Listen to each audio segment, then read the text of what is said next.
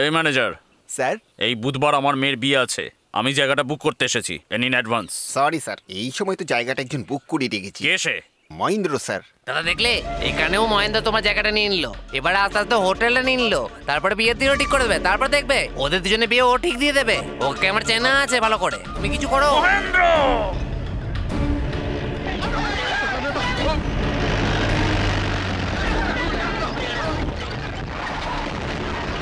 আরে মহেন্দ্র স্যার দেখুন।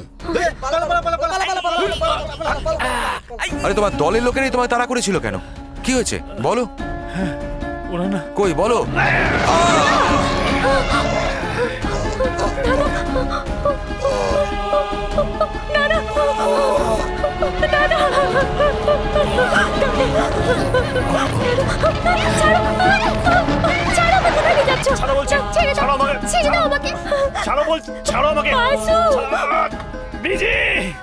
এই পৃথিবীতে কেউ বলতে পারবে না আত্মা কিরকম হয়, আর তুমি বলছো তোমার আত্মা না। এবার দেখো তোমার আত্মা কি হয়, চালিয়ে দাও ওকে।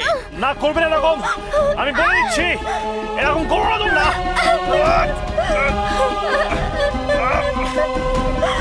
ছাড়ো বলছি আমাকে, ছাড়ো।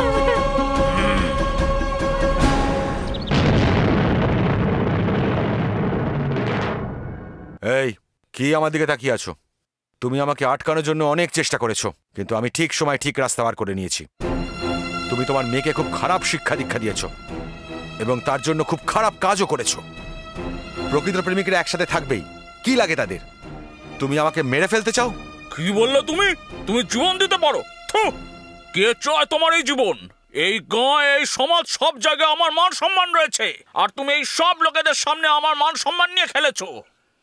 তুমি এখন আমার পা ধরে ক্ষমা চাইলে আমি ক্ষমা করব। শান্ত হও, শান্ত হও, ওগুলো ফেলে দাও, ফেলে দাও। এই, এটা তোমার আর আমার মধ্যে যুদ্ধ, সাধারণ মানুষকে এর মধ্যে টেনে আনবে না। গ্রামের সামনে মাথা নত করাটা একটা লজ্জা, কিন্তু গ্রামের জন্য মাথা নত করতে আমি লজ্জা পাই না। এই, আমি যদি তোমার পা ছুঁই, তুমি ওদের দুজনকে একসাথে থাকতে দেবে? হ্যাঁ, ঠিক আছে। পাপা কি বলছো এসব? শান্ত হ মা, আমি কোনোদিন আমার কথা দিয়ে রেখেছি। আগে সব গ্রামবাসীর সামনে আমার পা ধরে ক্ষমা চাইতে দিয়ে, তারপর দেখ আমি কি করি।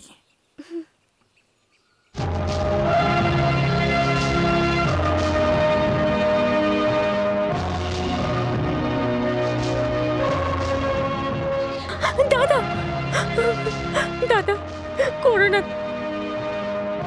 তুমি এই গ্রামের প্রত্যেকটা পরিবারের সদস্য। তুমি যদি এই লোকটার পা ধরো, তার মানে পুরো গ্রাম লোকটার পা ধরছে। আমাদেরকে জেতাতে কি তুমি নিজে হেরেছেও না দাদা? না দাদা, আমার বাসুকে দরকার নেই। বিজি, কেমন কেমন লোকজনদের জন্য এ আমার পা ধরে ক্ষমা চাই। আমরা দুজন আলাদা মানুষ নই, আমাদের শরীর আলাদা হতে পারে, মন একটাই। আজ ও বেঁচে আছে বলে এখনো আমিও বেঁচে আছি। আজ যদি ব্রিজের কিছু হয়ে যায় তাহলে আমারও বাঁচার কোনো মানে নেই, আর সেটাকে বাঁচিয়ে রেখেছে এই মানুষটি। তুমি কি ভাবছো আমাদের জীবন বাঁচানোর জন্য ওই মানুষটাকে তোমাদের পায়ে পড়তে দেবো? কখনোই হতে দেবো না সেটা।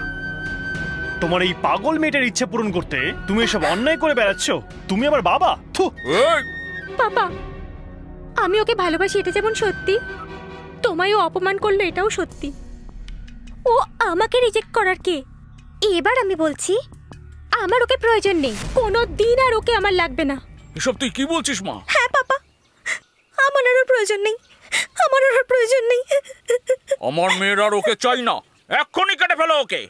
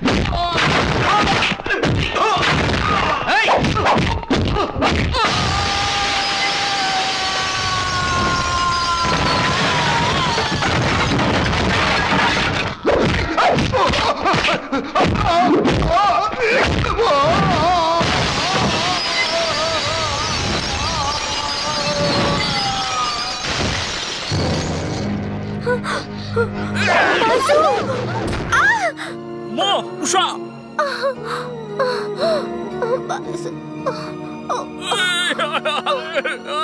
উষা!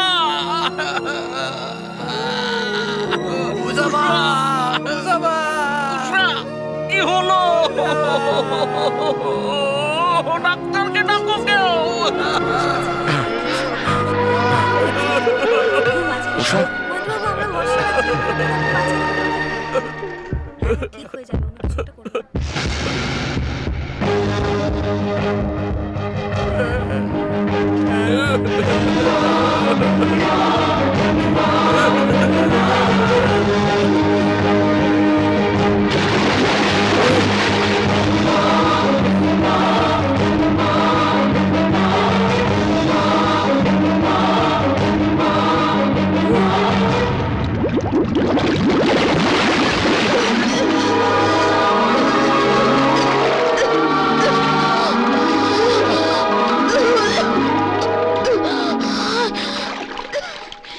শোন মার্তণ্ড, ভগবান কোনো মন্দিরে নেই রে, ও তোর সামনে আছে। আমাদের মতো গরিবদের জন্য উনিই ভগবান। ও শুধু গরিবদের সাহায্য করে না, নিজেও বিপদে জড়ায়, তাদের সবার সাহায্যের জন্য হাত বাড়িয়ে দেয়। এরকম মানুষকে শত্রু বানালে মারতান। একটা কথা শোনো, আমি সারা জীবন তোমার সাথে অনেক অন্যায় করেছি। সবার সামনে তোমাকে আমার পা ধরে ক্ষমা চাইতে বলার মতো পাপ কাজ করেছি। এই এতগুলো লোকের সামনে তুমি আমার পা কেন ধরতে যাবে বলো? আর আজ সকলের সামনেই দেখো আমি তোমার পা ধরে ক্ষমা চাই। না না না না, স্যার, আমি ডাক্তার ডাকছি, দাঁড়ান। চিন্তা করবেন না, আমার ভরসা ভগবান আর মানুষের ওপর। আমার কিচ্ছু হবে না।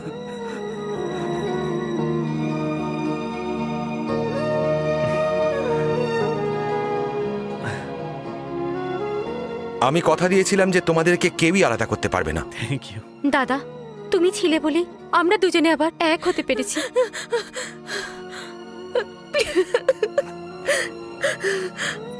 আমাকে ক্ষমা করে দাও প্লিজ, আমি সব জানতে পেরে গেছি। আমাকে ক্ষমা করে দাও, আমি এত বড় ভুল কি করে করলাম? আমাকে ক্ষমা করে দাও, আমি তোমার পায়ে ধরছি। আরে কেউ ওনার পায়ে পড়ুক এটা উনি চান না। নিজের ভুলটা বুঝতে পেরে নিজেকে শুধরে ফেলা, এটাই উনি চান। প্লিজ যেও না তুমি, প্লিজ ফিরে এসো, আমার কথা শোনো তুমি প্লিজ। আমার মনে হয় না তুমি ক্ষমার অযোগ্য কিছু করেছো।